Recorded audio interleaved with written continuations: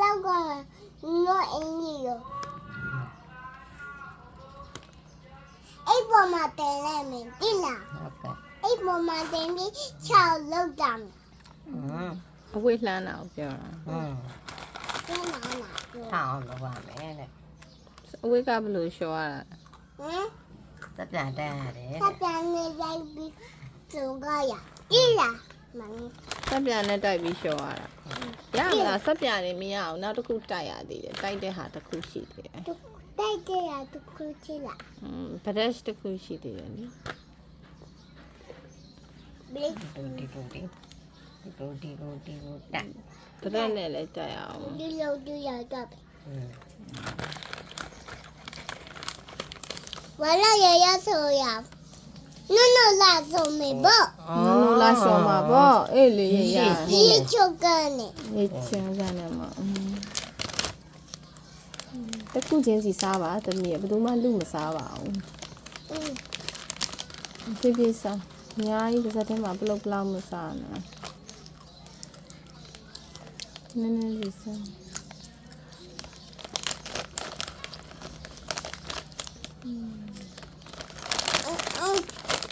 ကောင်းလို့စားပလာနာ တိုင်ပေးရပြီလားဆိုင်ကဒီမှာဖွင့်လာတယ် စားပေးပါပြီ လက်တဲ့လာတယ်ဆိုင်တယ်မှာလက်တဲ့လာတယ်မှာ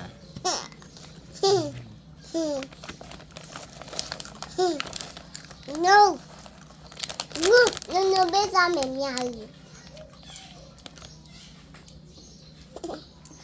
အလာလာအလာအလာလာအလာ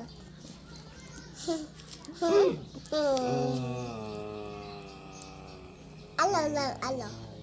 လက်ပိုက်ပြီးနေတဲ့သူစိတ်ဆိုးရင်လက်ပိုက်ပြီးနေပါရောလား လက်ပပီးနေ သူစိတ်ဆိုးရင်လက်ပိုက်ပြီးချာ လို့လောက်တာ လက်ပပီးနို ဟုတ်ကဲ့ လက် လက် ပိုက် ပ ပြီး ပီးနို နော်ကျွေးဘူးနော်ကျွေးဘူးကိုကိုတို့ရင်သွားတော့မယ် တာရကကြာရုပ်သမီးက အိမ်သွားတော့မယ်